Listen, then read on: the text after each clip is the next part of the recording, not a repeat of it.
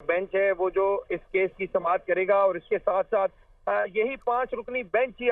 Case को conclude भी करेगा। जैसा कि इमरान बता रहे थे कि कल सुबह 9:30 बजे जिस तरह चीफ जस्टिस ने कहा कि हम समाअत शुरू करेंगे और कल के दिन में ही कोशिश ये की जाएगी कि इस को तमाम तर मामले को कंक्लूड किया जाए और इसके किसी हतमी फैसले पर इसके पहुंचा जाए। अब चूंकि इस वक्त समाअत जारी है, मुख्तलिफ जो सियासी पार्टियां हैं उनके वकील जो हैं वो भी इस वक्त अपने दलाइल दे रहे हैं। चीफ जस्टिस की जानिब से भी अहम रिमार्क्स जो है वो सामने आ रहे हैं। जस्टिस ज़ाहिर अली नकवी जो है उनकी जानिब से भी जो है वो जस्टिस वो अहम रिमार्क सामने आ रहे हैं। यासिर, आप और इमरान आपने हमें अपडेट किया, आपसे मजीद भी अपडेट्स हम मुसलसल लेते रहेंगे। अभी आपका बहुत शुक्रिया। अदील बड़ाइच हमारे साथ मौजूद हैं, उनकी जानिब बढ़ते हैं। अदील, जो मजीद डेवलपमेंट्स हैं वो सामने आ रही हैं, हमें अपडेट भी मुसलसल कर रहे हैं। यासिर और इमरान ने भी अपडेट किया। अब ये बात तो कन्फर्म है या तय हो चुकी है कि ये 5 जज साहिबान पर मुश्तमिल ये बेंच होगा, यही इस पर समाअत करेगा, यही इस केस के हवाले से तयन करेगा। तो आईनी खिलाफ वर्जी है या नहीं है, सारा इसका तयन किया जाएगा इस बेंच की जानिब से। जिस नौयत के सवालात शुरू हो चुके हैं और मुकालमा शुरू हो चुका है, बिल्कुल आपने दुरुस्त कहा कि ऐसा लग रहा है कि अब यही बेंच इस मामले को आगे लेकर चलेगा। अगरचे जनाब चीफ जस्टिस की जानिब से ये कहा गया कि पाकिस्तान पीपल्स पार्टी की और जो दीगर 2 जमातें हैं उनकी दरख्वास्त अभी ज़ेर समाअत है और उसको हम निपटाएंगे, लेकिन इस बेंच की जानिब से 5 रुकनी बेंच की जानिब से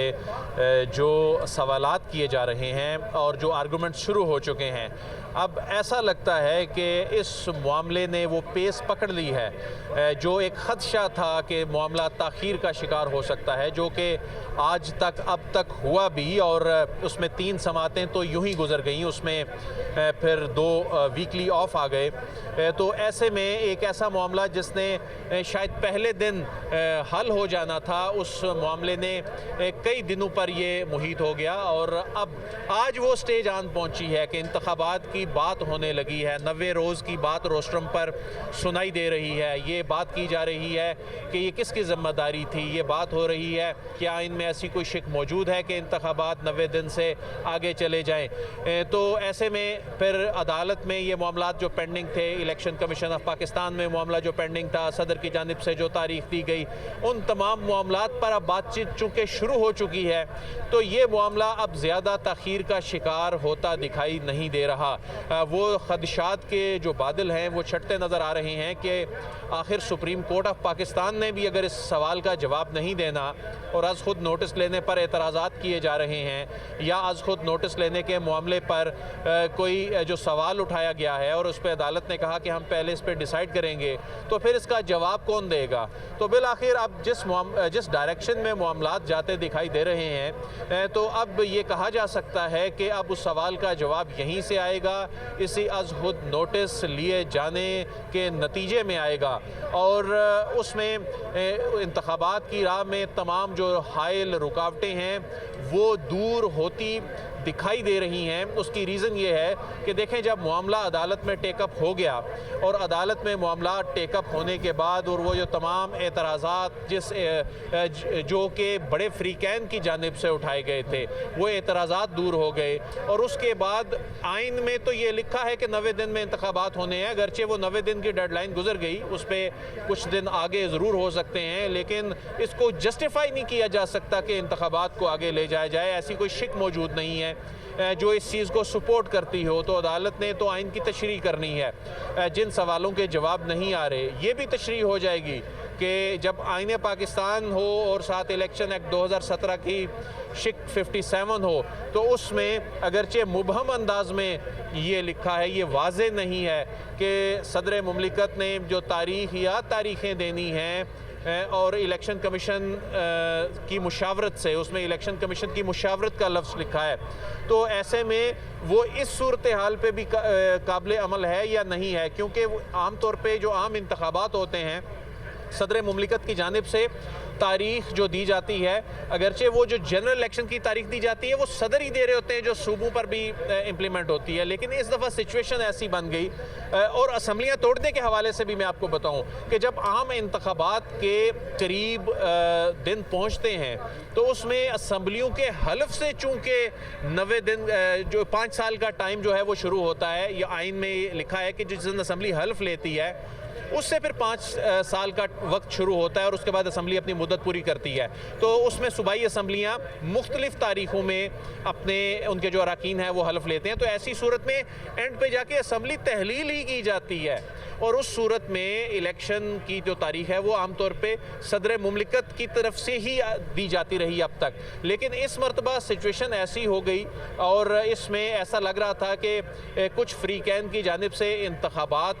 जो हैं वो जो ख़ास तौर पे जो इस वक्त PDM की जो जमातें हैं वो तो ख़ुद ही उन्होंने कहना शुरू कर दिया कि इंतखाबात को आगे ले जाने के हवाले से उसके हवाले से जस्टिफिकेशन देनी शुरू कर दी। लेकिन मामला आ चुका है आइनी अदालत में। आइनी अदालत में जब एक इसने इंटरप्रिटेशन करनी है सबसे मुल्क की सबसे बड़ी अदालत के सबसे बड़े कमरा अदालत में जो सीनियर तरीन जज साहिबान ने अब इस मामले को सेटल करना है और ये मामला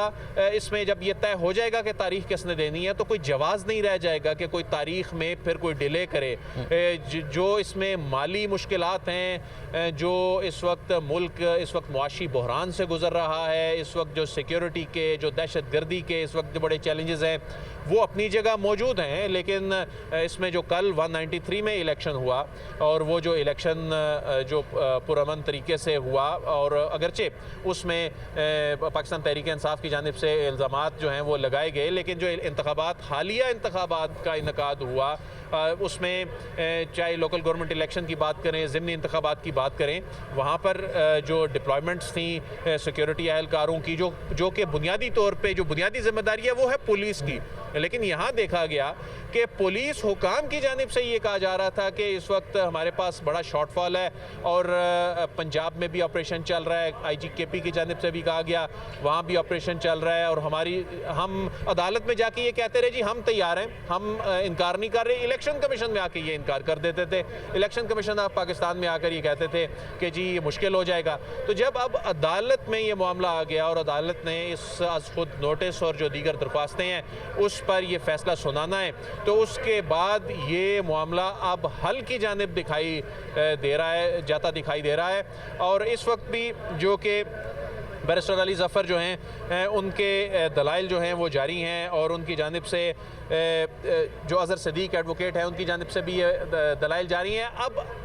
केस की वो पेस जो कि पहले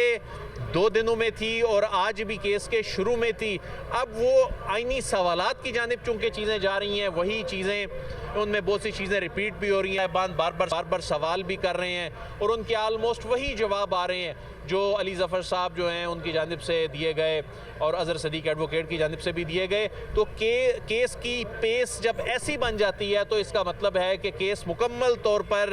उस आइनी बहस में फेज़ में दाखिल हो गया है जहाँ पर वो कंट्रोवर्सीज़ या जहाँ पर वो तनाज़ात, जहाँ पर वो एतराज़ात जो कि हाइप देते हैं केस को, जिस पे हाइप क्रिएट हो जाती है, चीज़ें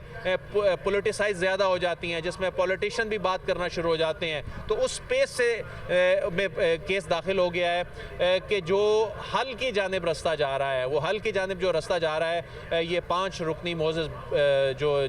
बेंच है, जज साहिबान हैं, इस मामले के आइनी सवालात कर रहे हैं और इस मामले के जो आइनी सवालात हैं उनके जवाबात वकला से ले रहे हैं। लेकिन अभी तक जब दिलचस्प सूरत-ए-हाल इस केस में उस वक्त पैदा होगी जब PDM जमातों के वकला मौजूद होंगे, जब इलेक्शन कमीशन के वकील या सेक्रेटरी इलेक्शन कमीशन इसमें रोस्टम पर मौजूद होंगे, तो जो सवालात की नोयत उस वक्त होगी वो यकीनन बड़ी दिलचस्प होगी। अदील क्या ये तमाम वकला अभी कमरे अदालत में मौजूद हैं? अभी क्या ये जो PDM की सियासी जमातें हैं उनके जो वकला हैं और इलेक्शन कमीशन के वकील मौजूद हैं? ठीक है, दिल बड़ाई से भी मालूमात हासिल करेंगे और अभी आपको बताएं कि इस वक्त जो है वो वकील अली ज़फ़र की जानिब से दलाइल दिए जा रहे हैं और उन्होंने कहा कि आइन के मुताबिक इलेक्शन करवाना इलेक्शन कमीशन की जिम्मेदारी है। इलेक्शन करवाने के लिए सबसे पहली चीज़ तारीख का ऐलान है। Chief justice